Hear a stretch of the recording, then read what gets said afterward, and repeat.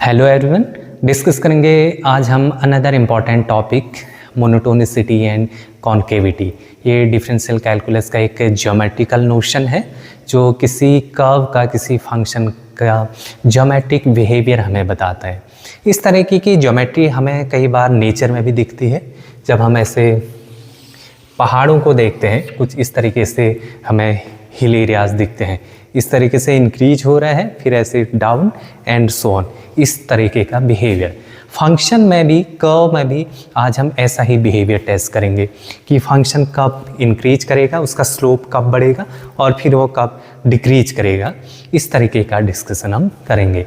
ऐसे फंक्शन के इस बिहेवियर का बड़ा स्पेशल नेम है, हम इसको मोनोटोनिसिटी बोलते हैं। ये जो टर्म है मोनोटोनिसिटी, मोनोटोनस, इसको हम कई बार अपनी डेली लाइफ में भी यूज करते हैं। हम बोलते हैं कि लाइफ आजकल काफ़ी मोनोटोनस चल रही है। मोनोटोनस मतलब मोनो मतलब एक, टोनस एक सिंगल टोन में चलने वाली, एक धुन में चलने वाली, मतलब एक कांस्टेंट, एक ही टाइप का रूटीन हमारा चल रहा हो तो उसको हम मोनोटोनस बोलते हैं, जो एक ही धुन, एक ही टोन में चल रही होती है। तो फंक्शन का ज्योमेट्रिक बिहेवियर भी इसी नाम से इंस्पायर्ड है।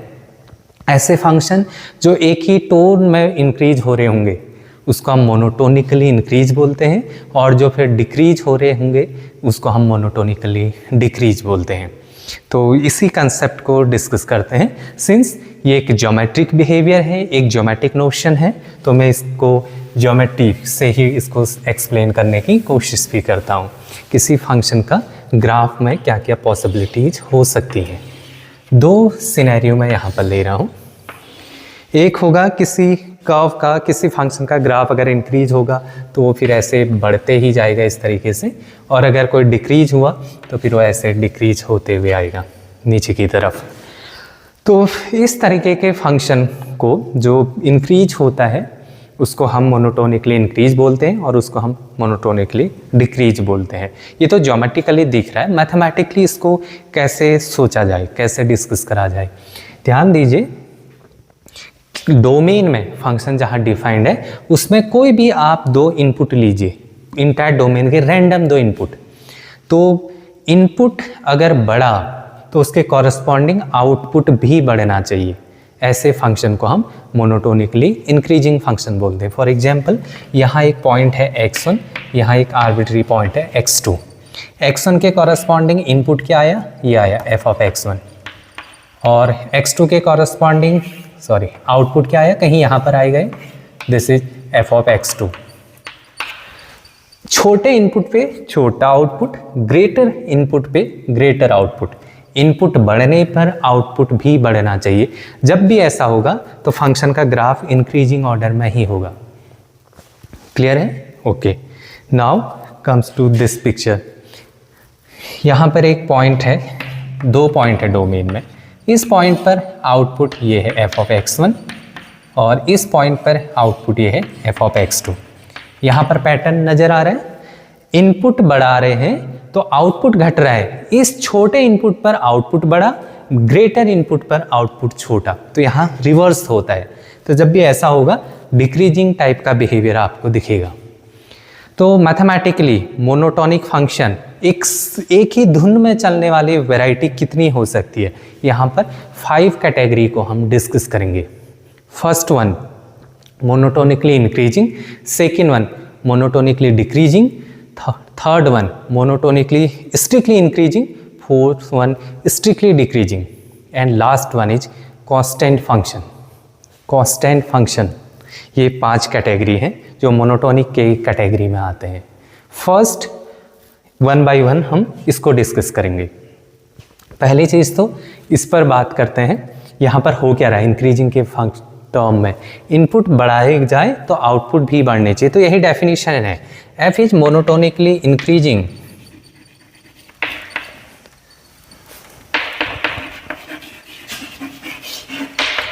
इफ x1 और x2 में अगर ये रिलेशन हो तो इनके कॉरस्पॉन्डिंग अगर इंक्रीजिंग फंक्शन है तो आउटपुट में भी आपका ये ऐसा रिलेशन होना चाहिए।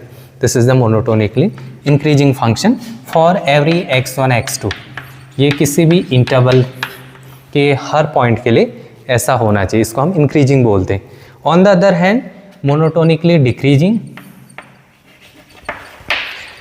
मैं इसको देखिए, अगर इनपुट बढ़ रहा है तो आउटपुट रिवर्स होना चाहिए, f of x1 greater than equal to f of x2 for every x1 x2। तो ये बिहेवियर डिक्रीजिंग के लिए है, ये हम देख पा रहे हैं। इसको ज्योमेट्रिकली भी अगर ग्राफ बनाया जाए तो वहीं से ऑब्जर्व करा हमने, तो वहीं से दिख भी रहा है clearly. So this is the mathematical definition of monotonicity.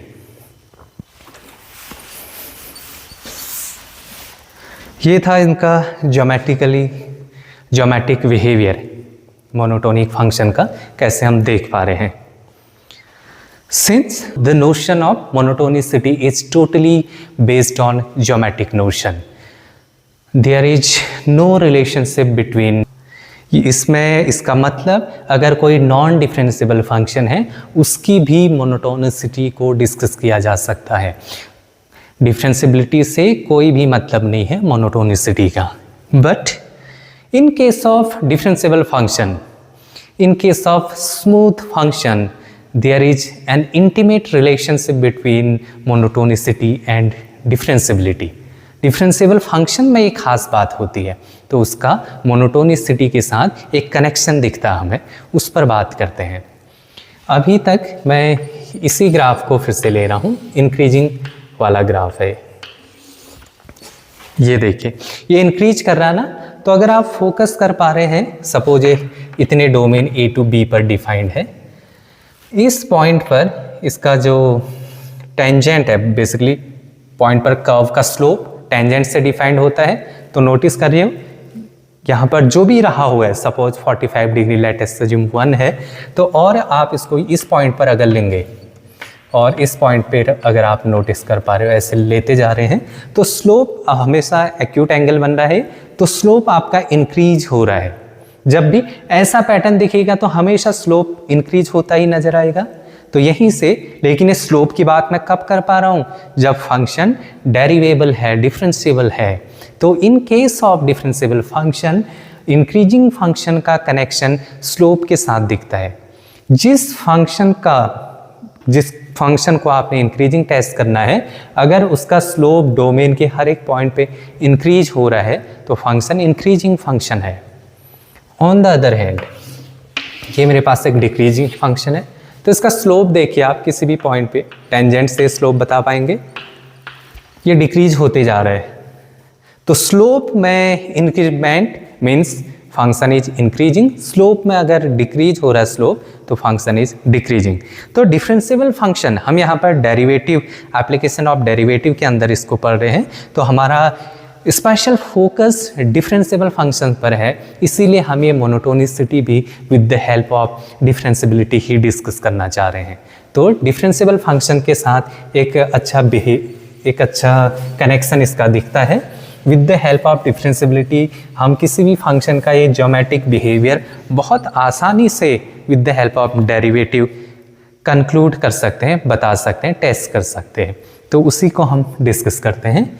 अगर कोई फंक्शन f इज इंक्रीजिंग, अच्छा इंक्रीजिंग के लिए मैं ये साइन यूज करूँगा, ऑल्दो ये कोई स्टैंडर्ड नोटेशन नहीं है, मैं बार बार लिखने से बचना चाह रहा हूँ। डिक्रीजिंग के लिए मैं ये साइन यूज करूँगा। हमारे पास एक ही धुन में चलने वाले मोनोटोनिक फंक्शन 5 कैटेगरी के होते हैं। 1 बाई 1 मैं उसको डिस्कस कर रहा हूँ, उसको कनेक्ट कर रहा हूँ with the help of derivative. f is increasing, increasing के लिए ये नोटेशन बोला है। एक बार और चीज़ देख लीजिए, कई बार स्ट्रिक्टली इंक्रीजिंग टर्म भी यूज होता है, तो स्ट्रिक्टली इंक्रीजिंग के लिए मैं ये डबल एरो, ये नोटेशन यूज करूंगा। स्ट्रिक्टली डिक्रीजिंग के लिए मैं डाउनवर्ड साइड डबल एरो, ये नोटेशन यूज करूंगा। स्ट्रिक्टली इंक्रीजिंग का मतलब जो ग्राफ एक बार बड़ा बड़ा बड़ा, वो कभी भी कांस्टेंट नहीं होगा, बढ़ते जाएगा। और इंक्रीजिंग का मतलब ये ऐसा भी हो सकता है, ये बढ़ा फिर थोड़ी देर के लिए कांस्टेंट हो गया, फिर ऐसे बढ़ता गया। इसमें कभी भी कांस्टेंट नहीं होगा, ये सीधे बढ़ते जाएगा।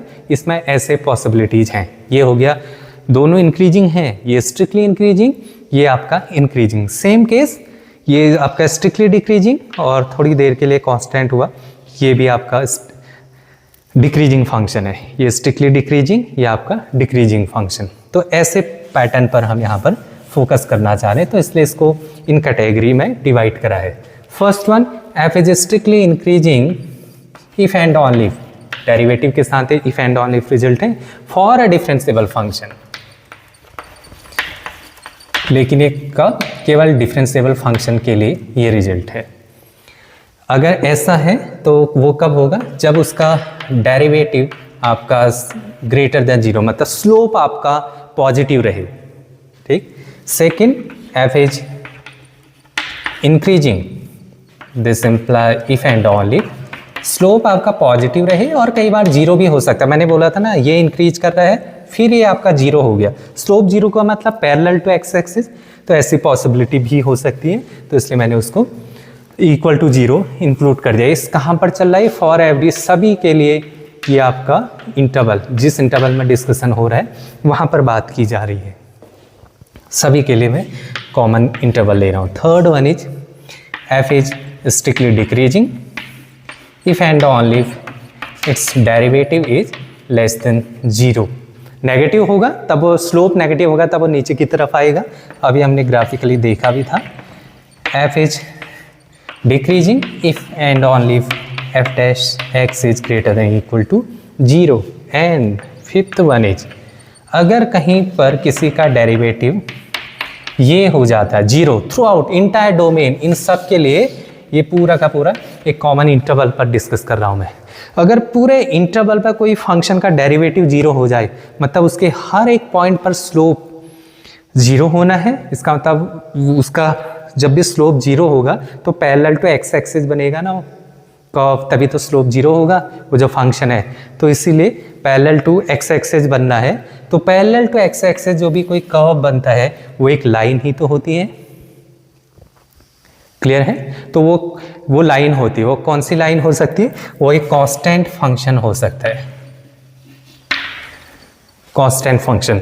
तो इसीलिए जब भी किसी फंक्शन का डेरिवेटिव जीरो होता है थ्रू आउट किसी इंटरवल में, वो फंक्शन आपका कांस्टेंट हो जाता है।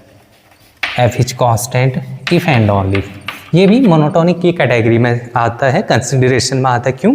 क्योंकि ये भी एक ही टोन में चल रहा होता है, कांस्टेंट है ना, ऐसे गया गया सीधे जाए गए, तो एक ही धुन में चलने वाले फंक्शंस को हम यहाँ पर डिस्कशन में ला रहे हैं, उनको हम यहाँ पर स्टडी कर रहे हैं।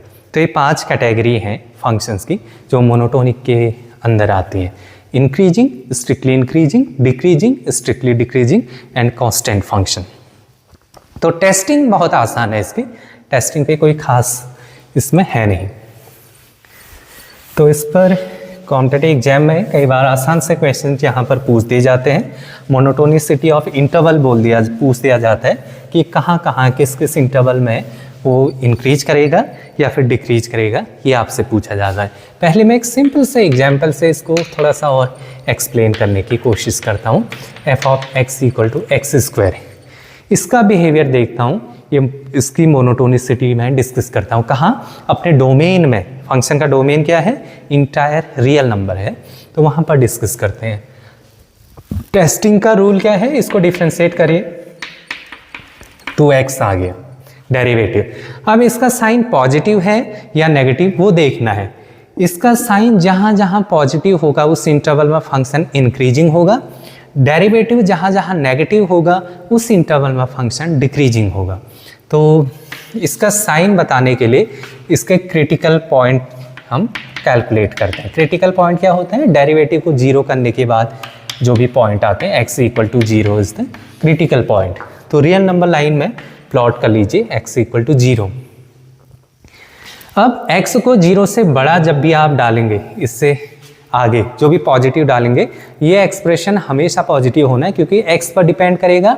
x पॉजिटिव तो डेरिवेटिव पॉजिटिव, तो इस पूरे रीजन में डेरिवेटिव पॉजिटिव। जीरो से लेफ्ट में x नेगेटिव आएगा, तो ये पूरा का पूरा एक्सप्रेशन नेगेटिव, तो यहाँ पर इसका साइन नेगेटिव। तो मैंने जो डेरिवेटिव है उसकी साइन स्कीम बना दी है कि कहाँ कहाँ पॉजिटिव होगा, कहाँ कहाँ वो नेगेटिव होगा। जीरो आपका क्रिटिकल पॉइंट है, वहाँ पर वो अपना बिहेवियर चेंज कर रहा है। तो इसका ग्राफ मुझे पता है ना, एफ ऑफ एक्स स्क्वायर का ग्राफ मैं ऑलरेडी जानता भी हूँ, मैं with the help of monotonicity इसको डिस्कस करना चाह रहा हूँ। मैंने देखा 0 से लेफ्ट में इस रीजन में फंक्शन क्या है, डिक्रीजिंग है, बिकॉज ऑफ डेरिवेटिव का साइन नेगेटिव है, तो डिक्रीज करेगा ना ये, तो ये कुछ ऐसे आएगा डिक्रीज करते हुए, ये डिक्रीज ही तो कर रहा है। फिर 0 से प्लस में इस डेरिवेटिव का साइन पॉजिटिव है, तो 0 से आगे इंक्रीज करेगा, तो इंक्रीज करते हुए ये फिर कुछ ऐसा चला गया। तो इसलिए इस फंक्शन का ग्राफ हम with the help of monotonicity ऐसे देख सकते हैं। क्लियर है? ठीक है, तो आगे डिस्कस करते हैं इसमें कुछ क्वेश्चंस जो डिफरेंट कॉम्पिटिटिव एग्जाम में पूछे गए हैं, उन पर बात करते हैं। आसान सा कंसेप्ट है, बहुत ज़्यादा आपको पेन देगा नहीं। सो क्वेश्चन इज, ये क्वेश्चन देखिए क्या बोला गया है, इस फंक्शन को बताना कहाँ कहाँ इंक्रीज करेगा, कहाँ कहाँ डिक्रीज करेगा। तो बहुत आसान सा थॉट, इसको डिफ्रेंशिएट करते हैं और फिर उसका साइन देखेंगे कि इस इंटरवल में पॉजिटिव है और कहाँ नेगेटिव है। जिस इंटरवल में पॉजिटिव होगा फंक्शन वहाँ इंक्रीज करेगा, जिस इंटरवल में डेरिवेटिव का साइन नेगेटिव होगा वहाँ फंक्शन डिक्रीज करेगा। Very simple. सो डेरिवेटिव लिख लीजिए इसका, फर्स्ट एंड सेकंड फंक्शन से अप्लाई करता हूँ मैं इसको। First function into differentiation of second e raise to minus x plus second function into differentiation of first function that is 1। ये आ गया डेरिवेटिव। यहाँ पर मैं e raise to minus x common ले लेता हूँ, तो ये बन जाएगा आपका 1 minus x minus 2 that is x plus 2 था, माइनस कॉमन आके ये हो गया, तो ये हो जाएगा माइनस एक्स माइनस 1। इसको सिंप्लीफाई करोगे तो माइनस एक्स माइनस 1। इसका साइन देखना मुझे कहाँ कहाँ दिक्कत करेगा। अब ये जो है एक्सपोनेंशियल फंक्शन है, कभी भी जीरो नहीं होना है। खास बात, ये फंक्शन हमेशा पॉजिटिव होना है एक्सपोनेंशियल फंक्शन। तो मुझे निकालना क्या है, मुझे फंक्शन का चेक करना कहाँ इंक्रीज करेगा कहाँ डिक्रीज करेगा। वो इंक्रीज कब करेगा, जब इसको कोई इफेक्ट होने वाला है नहीं, हमेशा पॉजिटिव है। जब ये एक्सप्रेशन पॉजिटिव होगा जिस इस इंटरवल में, वहाँ function increasing. For monotonically increasing इसके लिए क्या होना पड़ेगा, इसको ग्रेटर देन इक्वल टू 0 होना पड़ेगा इस एक्सप्रेशन में। ये हमेशा पॉजिटिव है, इसका कोई रोल नहीं है, केवल इतना एक्सप्रेशन में लिए काम का है। तो for monotonically increasing minus x minus 1, या फिर कॉमन ले लो माइनस, ये हो जाएगा ग्रेटर देन 0। ये कहाँ कहाँ 0 होगा वो चेक करना चाह रहा हूँ। माइनस से मल्टीप्लाई कर दीजिए, इनइक्वलिटी रिवर्स हो जाएगी, तो ये हो जाएगा x लेस देन माइनस 1। तो किस इंटरवल में इंक्रीजिंग होगा, इसको कैसे लिख सकते हो, इसको लिख सकते हो माइनस इन्फिनिटी से लेके माइनस 1। फंक्शन इंक्रीजिंग होगा इस इंटरवल में। हमने पूरा का पूरा इंटायर इंटरवल बता दिया रियल नंबर में से, जहाँ जहाँ फंक्शन इंक्रीजिंग है यहाँ हुआ, उसको छोड़कर केवल इंक्रीजिंग यहाँ है, तो बाकी जगह क्या कर जाएगा, बाकी जगह डिक्रीज ही करेगा। उसको मत निकालो, वो टाइम वेस्ट हो जाएगा आपका, खाली टाइम बचाना है ना हमें। तो कॉमन सा थॉट यूज करिए। पूरा का पूरा रियल नंबर में मैंने वो पोर्शन निकाल दिया जहाँ पर फंक्शन इंक्रीजिंग है, तो बाकी जगह डिक्रीज ही करेगा। आप कहोगे बाकी जगह कांस्टेंट भी तो हो सकता है। फंक्शन कांस्टेंट है क्या, नहीं है, तो कैसे होगा कांस्टेंट, वो डिक्रीज ही करेगा। सो ये पता चल गया इंक्रीजिंग इस इंटरवल में है। तो कहीं दिख रहा है इंक्रीजिंग इस इंटरवल में, इंक्रीजिंग इज दिस, यस इसमें ही है, तो बाकी जगह डिक्रीज करेगा ही करेगा। इसको चेक मत करो, ऑटोमेटिक करेक्ट है। So option C is the correct answer. ये फंक्शन है, इसका ये मोनोटोनिकली इंक्रीजिंग है। This function is increasing in this interval. किस इंटरवल में इंक्रीजिंग है ये बताना है, मतलब इसका डेरिवेटिव कहाँ कहाँ पॉजिटिव होगा ये बताना है। डेरिवेट करें इसको, f dash is equal to 4x cube upon 4 minus 1। 4 से 4 cancel out, that is x cube minus 1। इसके क्रिटिकल पॉइंट चाहिए, तभी मैं रियल नंबर लाइन पे बता पाऊंगा कहाँ पॉजिटिव है कहाँ नेगेटिव। इसको आप ऐसे लिख सकते हैं, x minus 1 x square plus x plus 1। Factorise कर दिया मैंने। ये एक्सप्रेशन बड़ा खास है, ये एक्सप्रेशन हमेशा पॉजिटिव होता है, कहीं पर नेगेटिव नहीं होता है। तो इसलिए इसकी साइन स्कीम में केवल ये फैक्टर मेरे लिए काम का है, ये कोई भी इफेक्ट डालने वाला है नहीं, बिकॉज ये हमेशा पॉजिटिव है। तो इसका क्रिटिकल पॉइंट क्या है, x इक्वल टू 1। तो रियल नंबर लाइन पे 1 प्लॉट कर दीजिए। अब केवल ये वाला मेरे लिए काम की चीज़ है, x माइनस 1 इक्वल टू 0। सो इधर से 1 से ग्रेटर वाले में फोकस करें। 1 से ग्रेटर में जब भी आप इसमें डालेंगे ये एक्सप्रेशन, आप वेविकॉ मेथड से भी देख सकते हैं, या फिर 1 से ग्रेटर कोई 0.2 डाल दीजिए, ये हमेशा पॉजिटिव होगा। तो इस रीजन में हमेशा पॉजिटिव है। 1 से छोटा, इस एक्सप्रेशन में 1 से छोटा कुछ भी आप डाल दीजिए, दैट इज ऑलवेज नेगेटिव। सो मुझे ये पता चल गया ये जो फंक्शन है ये 1 से ग्रेटर में हमेशा इंक्रीजिंग है, और उसने स्ट्रिक्टली इंक्रीजिंग नहीं बोला, इंक्रीजिंग बोला है तो 1 को भी आप इंक्लूड कर सकते हो। So option D is the correct answer, क्योंकि 1 से ग्रेटर यही आपको दिख रहा है। क्लियर है? ठीक है। अब थोड़ा सा आगे एक्सटेंड करता हूँ मैं इस टॉपिक को। अभी तक एक चीज़ देखिए, मैंने बोला था ना अभी मैंने एक्स स्क्वायर का ग्राफ बताया था, f of x equal to x square का ग्राफ मैंने बनाया था। मैंने मोनोटोनिसिटी देखी थी इसका sign f dash is equal to 2x, और मैंने इंटरवल इसका क्रिटिकल पॉइंट मैंने 0 प्लॉट करा था। 0 से पॉजिटिव में ये पॉजिटिव होता है, 0 से नेगेटिव में नेगेटिव होता है। तो जब मैंने इसका ग्राफ बनाया था मैंने बोला था 0 से नेगेटिव मतलब इस रीजन में ये डिक्रीज कर रहा है, बिकॉज डेरिवेटिव यहाँ नेगेटिव है, तो ये ऐसे आ गया, फिर ये इंक्रीज करा तो फिर ये ऐसे चले गया। माय क्वेश्चन इज, जब इससे मोनोटोनिसिटी से मुझे ये पता चल गया डिक्रीज कर रहा है, लेकिन आपने ये श्योरिटी, ये गारंटी कैसे दी कि वो डिक्रीज ऐसे ही करेगा? क्योंकि डिक्रीज करने के भी 3 स्टाइल हैं उसके पास, 3 पैटर्न में वो डिक्रीज कर सकता है। देखो, एक तो ये है, दूसरा हो सकता है वो ऐसे डिक्रीज करे, ये भी डिक्रीज है। हो सकता है कि वो सीधे स्ट्रेट लाइन के थ्रू डिक्रीज करे, 3 पैटर्न में डिक्रीज कर सकता है। सिमिलरली यहाँ से इंक्रीज करा, ऐसे इंक्रीज करा, ये किसने बताया आपको? हो सकता है कि वो ऐसे इंक्रीज कर रहा हो सकता है वो ऐसे इंक्रीज कर रहा हो, ये अब भी तो इंक्रीज ही हो रहे हैं। तो 3 पैटर्न होते हैं किसी भी फंक्शन के पास इंक्रीज करने के या डिक्रीज करने के। तो कौन सा पैटर्न सिलेक्ट करा जाए? एक्स स्क्वायर में यही वाला पैटर्न मैंने क्यों लिया? आपको ग्राफ याद था इसलिए ले लिया। ठीक है, ये भी एक लॉजिक है, ग्राफ हमें पता है उसका कि ऐसे ही डिक्रीज करता है तो इसलिए ले लिया हमने। लेकिन ये जो बिहेवियर है कि किस पैटर्न में वो डिक्रीज या इंक्रीज करेगा, ये बताता है हमारा अगला वेरी इंपॉर्टेंट टॉपिक, कॉन्केविटी। ये फंक्शन का एक another very important geometric notion है जो हमें बताता है इंक्रीज या डिक्रीज किस पैटर्न में करना चाहिए। ये किससे पता चलेगा? With the help of concavity. तो concavity is the next topic. ये फंक्शन की मोनोटोनिसिटी से ही रिलेटेड है कि वो डिक्रीज या इंक्रीज किस पैटर्न में करा रहे हो आप उसको, इसलिए हमें बताता है another geometric notion, concavity. Again this notion is also purely geometric notion. There is no relationship between concavity and differentiability, but in case of differentiable function there is again a very intimate relationship between these two. So वो क्या है? वो ये है कि अगर function का derivative, अच्छा उस पर बात करते हैं, पहले आप ये देख लीजिए कॉन्केविटी होती क्या है।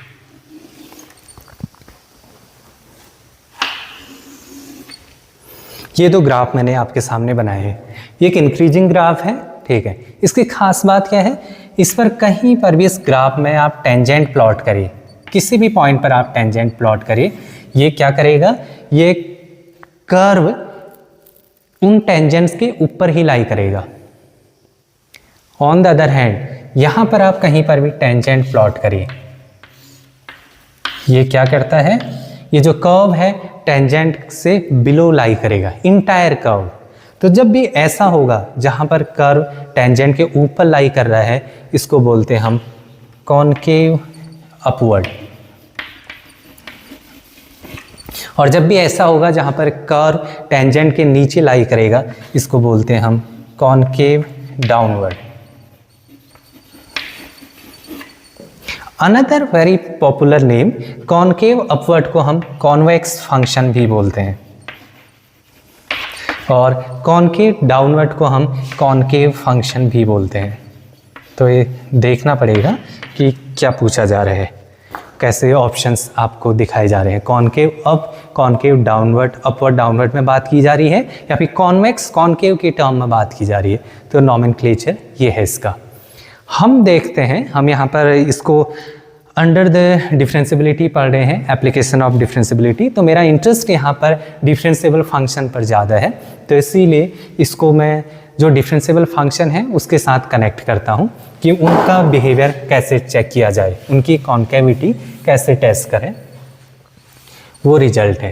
रिजल्ट बहुत आसान है, एफ इज कॉन्केव अपवर्ड, और इसी को क्या बोला जाता है, कॉन्वेक्स बोला जाता है। इफ एंड ओनली जब फंक्शन का डबल डेरिवेटिव पॉजिटिव हो जाए for every x belongs to interval. Double derivative, monotonicity single derivative बताती है, कॉन्केविटी डबल डेरिवेटिव बताती है। Similarly f is concave downward,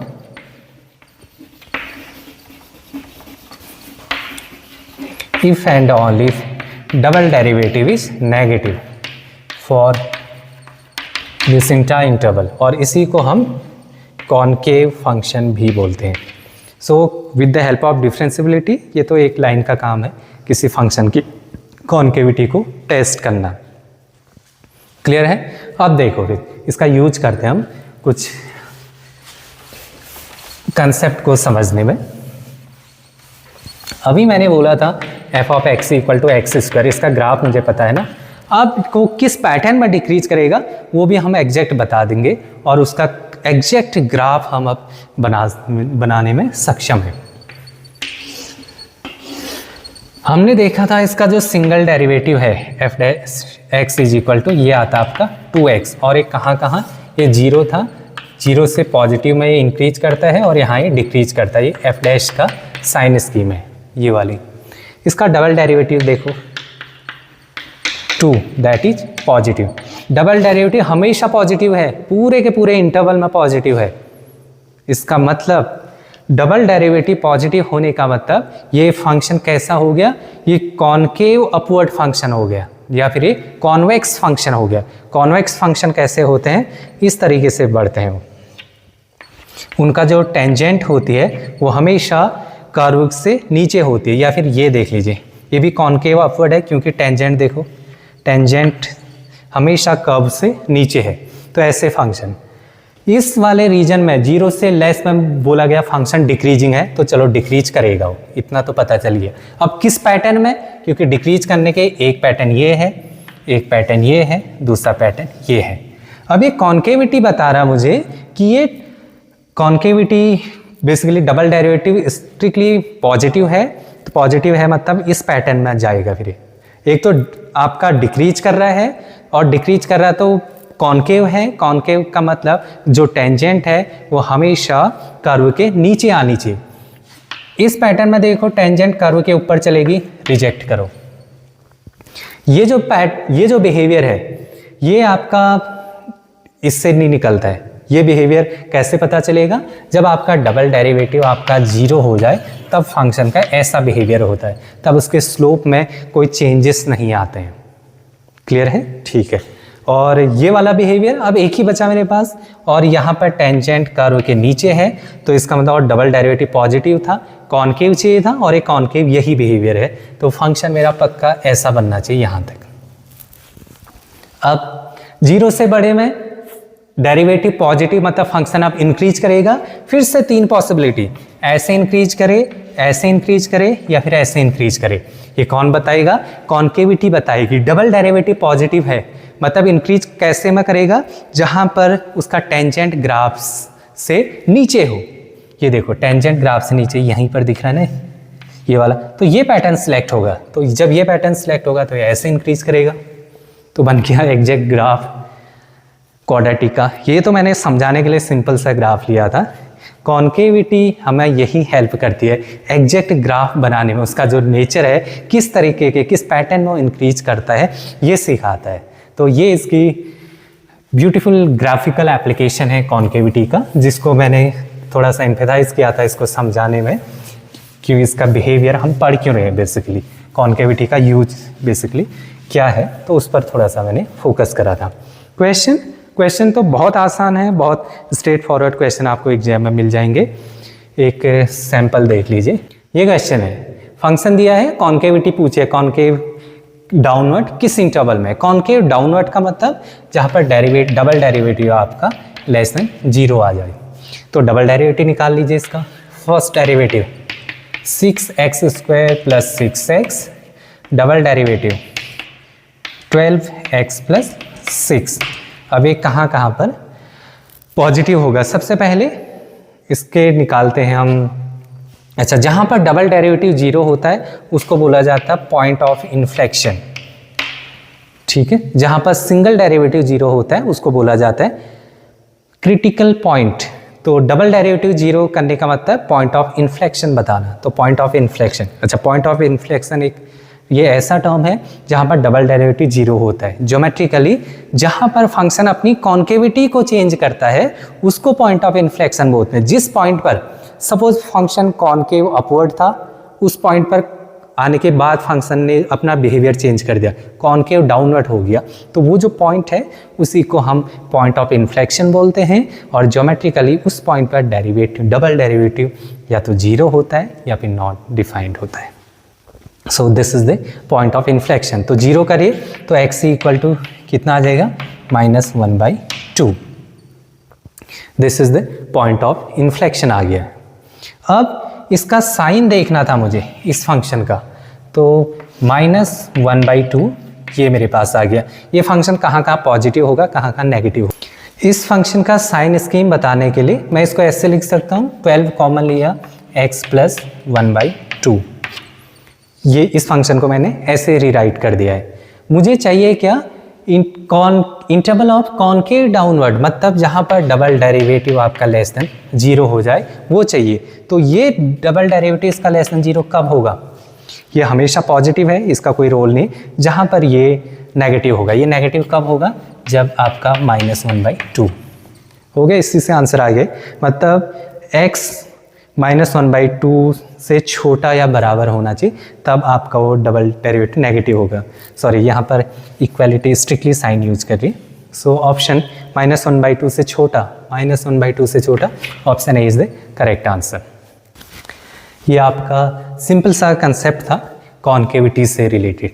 तो आज हमने 2 कंसेप्ट डिस्कस करे हैं, 2 बिहेवियर, ज्योमेट्रिक नोशन किसी फंक्शन के, फंक्शन इंक्रीजिंग कब होता है और किस पैटर्न में वो इंक्रीजिंग होता है। पैटर्न जानना है इंक्रीजिंग का तो टूल है कॉन्केविटी। अगर फंक्शन इंक्रीज करेगा, डिक्रीज करेगा, तो वो टूल है आपका मोनोटोनिसिटी। तो दोनों हमने डिस्कस करे हैं, सिंपल से आसान से कंसेप्ट हैं। आई होप ये समझ में आए होंगे। और अगर कोई डाउट इस पर बचता है तो आप कमेंट बॉक्स में लिख सकते हैं। जो भी कोई इसके रिगार्डिंग कोई डाउट है या फिर कोई कंसेप्ट समझ में नहीं आता तो उसको फिर हम एक स्पेशल वीडियो में डिस्कस कर सकते हैं। तो ये डिस्कशन यहीं पर कंप्लीट होता है। बहुत जल्दी मिलेंगे एक नए टॉपिक के साथ, तब तक ध्यान रखें अपना, अपनों का। Thank you so much.